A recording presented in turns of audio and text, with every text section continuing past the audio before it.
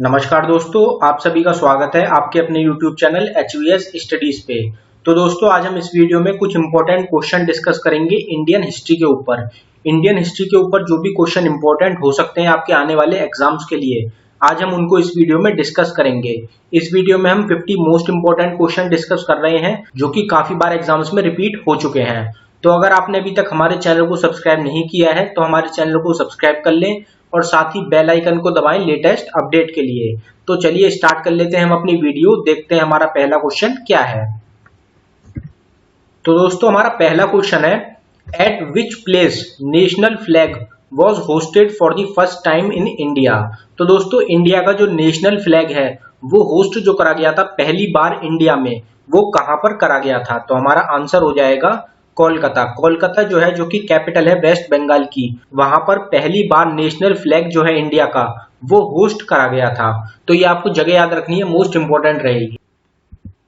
What was the name of the first newspaper to announce the partition of Bengal on 6 जुलाई 1905। तो दोस्तों, 6 जुलाई 1905 को जो पार्टीशन हुआ था बंगाल का, उसके बारे में अनाउंस करने वाला पहला न्यूज़पेपर जो था वो कौन सा था। तो हमारा आंसर हो जाएगा संजीवनी। संजीवनी जो न्यूज़पेपर था वो पहला न्यूज़पेपर था जिन्होंने अनाउंसमेंट करी थी कि बंगाल जो है उसका पार्टीशन हो रहा है 6 जुलाई 1905 में। In which country India independent committee was form during British era. तो दोस्तों, ब्रिटिश ईरा का जो टाइम था उसमें जो इंडिया का इंडिपेंडेंट कमिटी जो फॉर्म हुई थी वो कौन सी कंट्री में फॉर्म हुई थी। तो हमारा आंसर हो जाएगा जर्मनी। जर्मनी जो है, जर्मनी में फॉर्मेशन हुई थी इंडिया इंडिपेंडेंट कमिटी की जब हिंदुस्तान में ब्रिटिश का शासन था। Under which act civil service started in India. तो दोस्तों, इंडियन सिविल सर्विसेज जो है वो इंडिया में कौन से एक्ट के थ्रू स्टार्ट करी गई थी। तो हमारा आंसर हो जाएगा चार्टर एक्ट 1833। चार्टर एक्ट 1833 जो आया था उसके अंडर जो है इंडियन सिविल सर्विसेज जो है ये स्टार्ट करी गई थी। Which is called as Magna Carta of English education. तो दोस्तों, Magna Carta of English education जो है वो किसको कहा जाता है। तो हमारा आंसर हो जाएगा वुड्स डिस्पैच। वुड्स डिस्पैच जो है इनको कहा जाता है मैग्ना कार्टा इंग्लिश एजुकेशन का। तो ये भी इंपॉर्टेंट क्वेश्चन है। Who is called as father of nationalism in India. तो दोस्तों, father of nationalism in India जो है वो किसको कहा जाता है। तो हमारा आंसर हो जाएगा राजा राम मोहन रॉय। राजा राम मोहन रॉय जो है इनको father of nationalism in India कहा जाता है। और स्वराज जो वर्ड है वो किसके द्वारा दिया गया था। तो वो राजा राम मोहन रॉय जो है इनके द्वारा ही दिया गया था, इसलिए इनको फादर ऑफ नेशनलिज्म कहा जाता है क्योंकि इन्होंने काफी सारे योगदान करे हैं भारत की स्वतंत्रता के लिए। Who is called as father of India unrest. तो दोस्तों, फादर ऑफ इंडिया अनरेस्ट जो है वो किसको कहा गया है। तो हमारा आंसर हो जाएगा बाल गंगाधर तिलक। बाल गंगाधर तिलक को कहा जाता है फादर ऑफ इंडिया अनरेस्ट। अब दोस्तों, इनको इसलिए कहा जाता है क्योंकि बाल गंगाधर तिलक ने ये कहा था कि जब तक हमारा देश स्वतंत्र नहीं होगा, जब तक हम थकेंगे नहीं और रुकेंगे नहीं, इसलिए इनको फादर ऑफ इंडिया अनरेस्ट भी कहा जाता है। Who gave the safety value theory for Indian national Congress. तो दोस्तों, इंडियन नेशनल कांग्रेस जो थी उसके लिए सेफ्टी वैल्यू थ्योरी जो दी गई थी वो किसके द्वारा दी गई थी। तो हमारा आंसर हो जाएगा लाला लाजपत राय। लाला लाजपत राय जो है इन्होंने दी थी safety value theory Indian national Congress को। In which session of INC Dadabhai Naoroji was elected president for the first time. तो दोस्तों, कौन सा सेशन था जिसमें कि इंडियन नेशनल कांग्रेस के प्रेसिडेंट जो है वो पहली बार चुने गए थे, दादा भाई नौरोजी। तो ये क्वेश्चन भी इंपॉर्टेंट क्वेश्चन रहेगा, आपका आंसर हो जाएगा कैलकाटा। तो दोस्तों, कैलकाटा सेशन जो हुआ था इंडियन नेशनल कांग्रेस का, उसमें पहली बार दादा भाई नौरोजी को इलेक्ट किया गया था प्रेसिडेंट। तो ये आपको याद रखना है। विच Englishman first translated Bhagavad Gita into English. तो दोस्तों, भगवत गीता जो है उसको पहली बार किस व्यक्ति ने ट्रांसलेट करा था इंग्लिश में। तो हमारा आंसर हो जाएगा चार्ल्स विल्किंस। चार्ल्स विल्किंस जो है इन्होंने ट्रांसलेट करा था भगवत गीता को इंग्लिश में, और ये एक विदेशी थे। तो ये पहले विदेशी थे जिन्होंने भगवत गीता को इंग्लिश में ट्रांसलेट करा था। The local ruler whom Vasco da Gama met on his arrival at Calicut in May 1498। तो दोस्तों कौन सा लोकल रूलर था जिसको वास्को डी गामा जो थे वो मिले थे कैलिकट में मई 1498 में? तो हमारा आंसर हो जाएगा जमोरिन। जमोरिन जो था, जो कि एक लोकल रूलर था, उसको वास्को डी गामा मिले थे कैलिकट में मई 1498 में। Who introduced the English education in India? तो दोस्तों इंग्लिश एजुकेशन जो थी इंडिया में वो किसके द्वारा स्टार्ट करी गई थी? तो हमारा आंसर हो जाएगा Lord William Bentinck. Lord William Bentinck जो है इनके द्वारा स्टार्ट करी गई थी इंग्लिश एजुकेशन इंडिया में। Which session declared the complete independence as the goal of Congress? तो दोस्तों कांग्रेस जो है, इंडियन नेशनल कांग्रेस जो थी, उसका जो गोल है वो है कंप्लीट इंडिपेंडेंस। ये कौन से सेशन में डिक्लेयर करा गया था? तो हमारा आंसर हो जाएगा लाहौर सेशन 1929। तो दोस्तों लाहौर का जो सेशन हुआ था 1929 में, उसमें यह बताया गया था कि इंडियन नेशनल कांग्रेस जो है सिर्फ उसका अभी एक मेन गोल होना चाहिए, complete independence. Who was the first native ruler entered into subsidiary alliance? तो दोस्तों पहले नेटिव रूलर जो थे जो कि सब्सिडरी अलायंस में ज्वाइन हुए थे वो कौन थे? तो हमारा आंसर हो जाएगा निजाम ऑफ हैदराबाद। तो दोस्तों निजाम ऑफ हैदराबाद जो थे ये पहले रूलर थे जो कि सब्सिडरी अलायंस में ज्वाइन हुए थे। अब अगर हम सब्सिडरी अलायंस जो है इसकी बात करें तो सब्सिडरी अलायंस में क्या होता है, ये जो ईस्ट इंडिया कंपनी थी उनकी तरफ से एक सब्सिडरी अलायंस का प्रस्ताव रखा गया था कि जो भी राजा हैं वो हमसे युद्ध नहीं करेंगे और हम उनसे युद्ध नहीं करेंगे। अगर वो जो राजा होंगे वो सब्सिडरी अलायंस पे साइन कर देंगे तो इसका मतलब ये हो जाएगा कि वो ईस्ट इंडिया कंपनी के जो है सदस्य बन गए हैं। अगर ईस्ट इंडिया कंपनी को किसी और राजा पे या फिर किसी और रूलर पे हमला करना होगा तो वो जो रूलर होगा जिसने सब्सिडरी अलायंस पे साइन करा हुआ है वो ईस्ट इंडिया कंपनी की मदद करेगा दूसरे रूलर को हराने में। इस तरह से सब्सिडरी अलायंस के थ्रू ईस्ट इंडिया कंपनी ने हर एक राजा को अपने अंडर ले लिया था।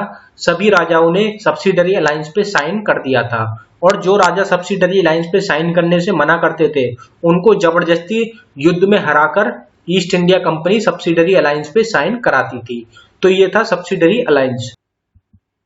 द चोरी चोरा इंसिडेंट टुक प्लेस ऑन? तो दोस्तों चोरा चोरी इंसिडेंट जो हुआ था वो कब हुआ था? तो हमारा आंसर हो जाएगा 5 फरवरी 1922। 5 फरवरी 1922 को हुआ था चोरा चोरी इंसिडेंट। तो ये आपको याद रखना है। Where did Annie Besant started home rule movement?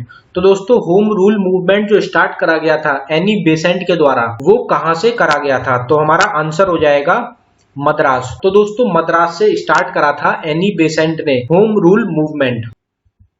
Who founded the Ahmedabad textile labour foundation? तो दोस्तों अहमदाबाद टेक्सटाइल लेबर फाउंडेशन जो है वो किसके द्वारा फाउंड करी गई थी? तो हमारा आंसर हो जाएगा महात्मा गांधी। महात्मा गांधी जो थे इनके द्वारा फाउंड करी गई थी Ahmedabad textile labour foundation. Important question रहेगा, काफी बार ये भी एग्जाम में क्वेश्चन पूछा गया है। First ruler of Pal dynasty was? तो दोस्तों पाल डायनेस्टी जो थी उसके पहले रूलर जो थे वो कौन थे? तो हमारा आंसर हो जाएगा गोपाल। तो दोस्तों गोपाल जो थे वो पहले रूलर थे पाल डायनेस्टी के। Who became Prime Minister of Great Britain in 1945 replacing Winston Churchill? तो दोस्तों विंस्टन चर्चिल जो थे जो कि 1945 से पहले प्राइम मिनिस्टर थे ग्रेट ब्रिटेन के, उनके बाद जो ग्रेट ब्रिटेन का प्राइम मिनिस्टर का पद था वो किसने होल्ड करा था? तो हमारा आंसर हो जाएगा क्लेमेंट एटली। क्लेमेंट एटली जो है ये प्राइम मिनिस्टर बन गए थे 1945 के बाद ग्रेट ब्रिटेन के। तो दोस्तों आपसे एग्जाम में क्वेश्चन इस तरीके से पूछा जाएगा कि इंडिया के इंडिपेंडेंस के टाइम पे ग्रेट ब्रिटेन के प्राइम मिनिस्टर कौन थे? तो आपका आंसर हो जाएगा क्लेमेंट एटली। क्लेमेंट एटली जो थे वो प्राइम मिनिस्टर थे ग्रेट ब्रिटेन के इंडिया के इंडिपेंडेंस के टाइम पे। तो ये आपको याद रखना है। Subsidiary alliance was introduced by? तो दोस्तों सब्सिडरी अलायंस जो थी वो किसके द्वारा इंट्रोड्यूस करी गई थी? तो हमारा आंसर हो जाएगा लॉर्ड वेलेस्ली। लॉर्ड वेलेस्ली जो थे इनके द्वारा इंट्रोड्यूस करी गई थी सब्सिडरी अलायंस। अब दोस्तों सब्सिडरी अलायंस जो थी उसके बारे में हम पीछे डिस्कस कर चुके हैं। ये जो थी काफी इंपॉर्टेंट एक अलायंस थी ईस्ट इंडिया कंपनी के द्वारा। The governor general who formed Bombay presidency in 1818? तो दोस्तों गवर्नर जनरल कौन थे जिन्होंने बॉम्बे प्रेसिडेंसी जो थी वो फॉर्म करी थी 1818 में? तो हमारा आंसर हो जाएगा लॉर्ड हेस्टिंग। लॉर्ड हेस्टिंग जो थे इन्होंने फॉर्मेशन करी थी बॉम्बे प्रेसिडेंसी की 1818 में। The first to establish regular trade with India was, तो दोस्तों पहले कौन से व्यक्ति थे जिन्होंने स्टैब्लिश करा था एक रेगुलर ट्रेड इंडिया के साथ? तो हमारा आंसर हो जाएगा पोर्तुगीज। तो दोस्तों पोर्तुगीज जो थे इन्होंने स्टैब्लिश करा था एक रेगुलर ट्रेड इंडिया के साथ, और ये पहले थे जिन्होंने एक ऐसा ट्रेड जो था वो इंडिया के साथ स्टैब्लिश करा था। The governor general who introduced doctrine of lapse, तो दोस्तों डॉक्ट्राइन ऑफ लैप्स जो है वो कौन से गवर्नर जनरल के द्वारा इंट्रोड्यूस करा गया था? तो हमारा आंसर हो जाएगा लॉर्ड डलहौजी। लॉर्ड डलहौजी जो थे इन्होंने इंट्रोड्यूस करा था doctrine of lapse. The British officer Rand was killed by, तो दोस्तों ब्रिटिश ऑफिसर जो थे रैंड, उनकी मृत्यु किसके द्वारा करी गई थी? तो हमारा आंसर हो जाएगा चेपेकर ब्रदर्स। चेपेकर ब्रदर्स जो थे उनके द्वारा मारे गए थे British officer Rand. Who introduce telegraphs and postal system in India, तो दोस्तों टेलीग्राफ और पोस्टल सिस्टम जो है इंडिया में वो किसके द्वारा इंट्रोड्यूस करा गया था? तो हमारा आंसर हो जाएगा लॉर्ड डलहौजी। लॉर्ड डलहौजी जो थे इन्होंने ही इंट्रोड्यूस करा था टेलीग्राफ्स और पोस्टल सिस्टम इंडिया में। The Morley Minto act reform was in the year, तो दोस्तों मोर्ले मिंटो रिफॉर्म एक्ट जो आया था वो कौन से ईयर में आया था? तो हमारा आंसर हो जाएगा 1909। 1909 में आया था मोर्ले मिंटो रिफॉर्म एक्ट। तो ये आपको याद रखना है, इंपॉर्टेंट क्वेश्चन है।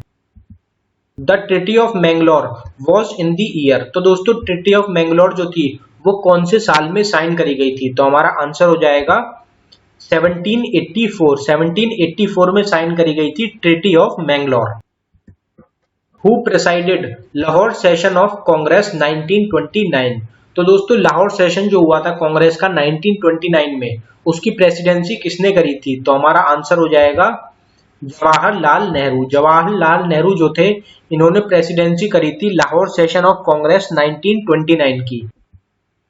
Who was the founder of Azad Hind Fauj also known as Indian national army, तो दोस्तों आजाद हिंद फौज जो थी उसकी जो फाउंडेशन करी थी वो किसने करी थी, जिसको कि अब इंडियन नेशनल आर्मी के नाम से जाना जाता है? तो हमारा आंसर हो जाएगा मोहन सिंह। तो दोस्तों मोहन सिंह जो थे ये कैप्टन थे आजाद हिंद फौज के, और इन्होंने ही फाउंडेशन करी थी आजाद हिंद फौज की।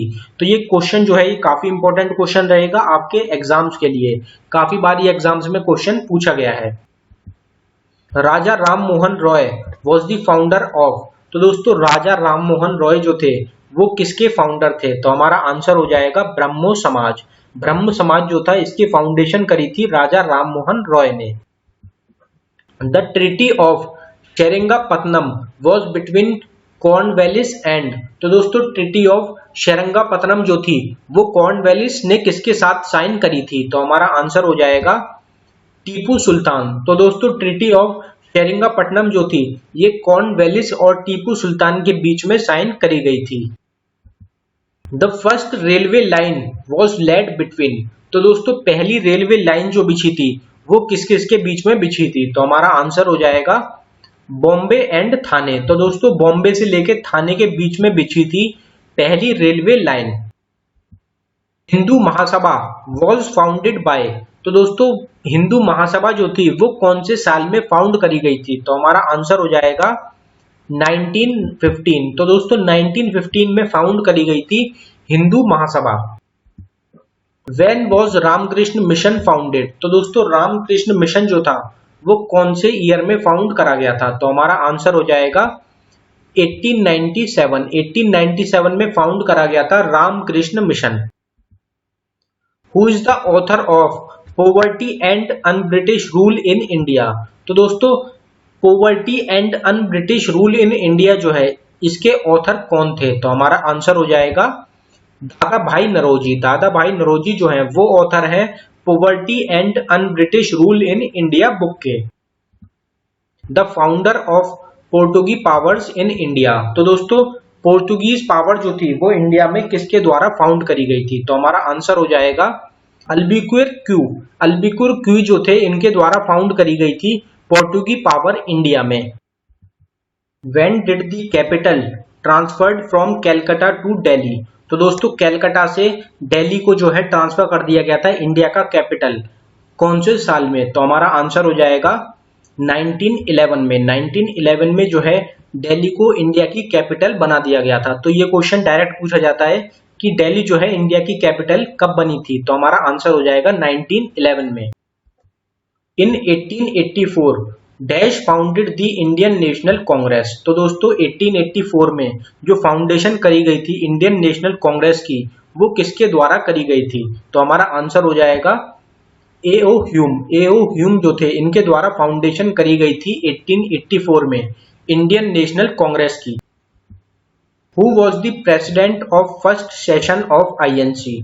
तो दोस्तों इंडियन नेशनल कांग्रेस का जो पहला सेशन हुआ था उसकी प्रेसिडेंसी किसने करी थी? तो हमारा आंसर हो जाएगा WC बैनर्जी। WC बैनर्जी ने प्रेसिडेंसी करी थी पहले सेशन की इंडियन नेशनल कांग्रेस के। ये क्वेश्चन भी काफी बार एग्जाम्स में पूछा जा चुका है।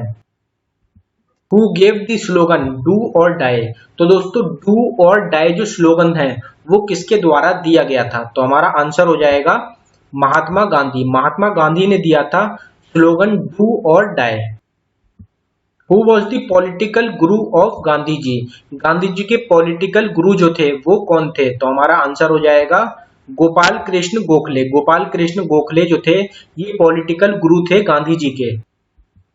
The first Indian factories act was passed in. तो दोस्तों पहला इंडियन फैक्ट्रीज एक्ट जो पास हुआ था इंडिया में वो कब हुआ था? तो हमारा आंसर हो जाएगा 1881 में। 1881 में पास किया गया था पहला Indian factories act.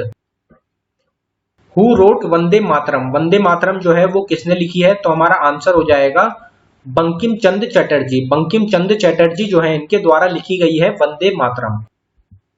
The leader of Bardoli Satyagraha 1928 was. तो दोस्तों बरदोली सत्याग्रह जो हुआ था 1928 में उसकी लीडरशिप किसने करी थी? तो हमारा आंसर हो जाएगा सरदार वल्लभ भाई पटेल। सरदार वल्लभ भाई पटेल जो थे ये लीडर थे बरदोली सत्याग्रह की, जो कि हुआ था 1928 में। इसका जो ईयर है वो भी आपको याद रखना है, आपसे एग्जाम में डायरेक्ट क्वेश्चन पूछा जा सकता है कि बरदोली सत्याग्रह जो हुआ था वो कौन से ईयर में हुआ था।